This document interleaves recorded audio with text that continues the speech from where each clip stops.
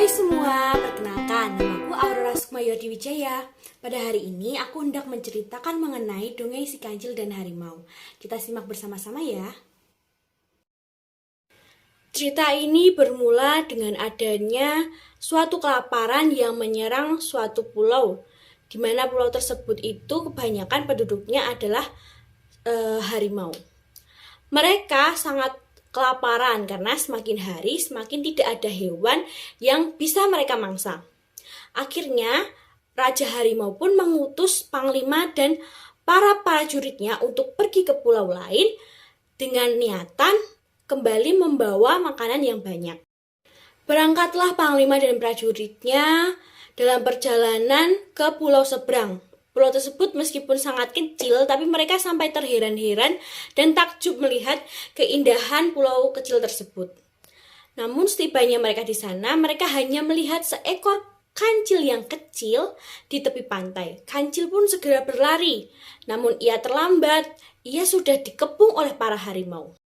Melihat kancil tersebut, salah satu dari prajurit harimau pun berkata, "Hei kancil, di mana rajamu? Kami datang untuk meminta makanan. Jika kalian menolak, kami akan menyerang pulau ini.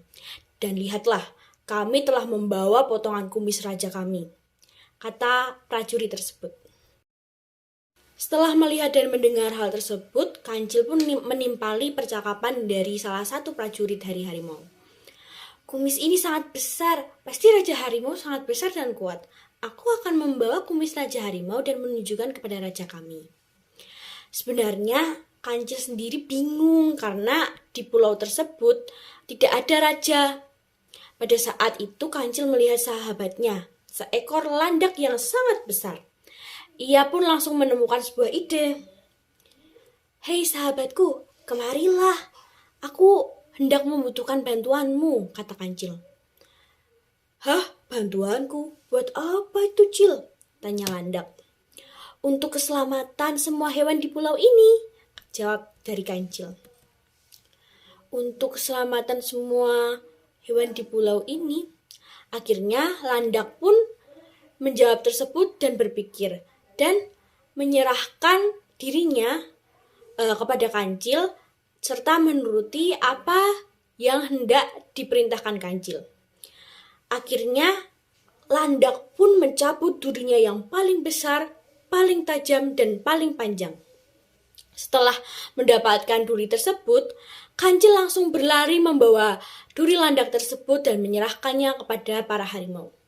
Kancil mencari di mana para harimau itu.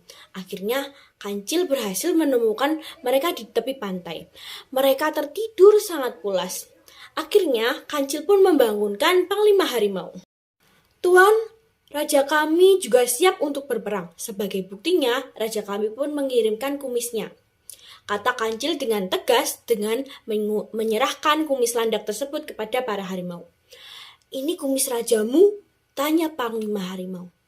"Iya, itu adalah kumis raja kami yang paling kecil. Raja kami telah siap menerima tantangan dari raja kalian," kata kancil.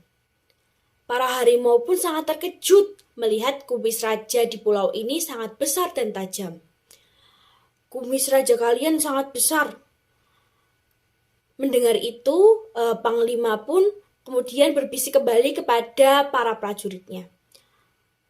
"Sangat besar kumis dari raja ini, kita pasti akan sulit untuk melawannya," bisik dari panglima harimau pada para prajuritnya. "Lalu bagaimana?" tanya salah satu prajurit. "Sebaiknya kita segera pergi dari pulau ini," jawab panglima harimau. Akhirnya, para harimau pun meninggalkan pulau kecil tersebut dan mereka melanjutkan perjalanan lain ke pulau selanjutnya untuk mencari makanan. Sejak saat itu, tidak ada harimau yang berani datang kembali ke pulau kecil tersebut. Hal tersebut semua karena kecerdikan dari kancil. Maka, dari cerita tadi, kita bisa ambil pesan moral bahwa ketika menghadapi masalah, maka selesaikan masalahmu dengan tenang dan minta bantuan sekitar atau orang tuamu jika benar-benar kesulitan. Terima kasih telah mendengar cerita dari aku.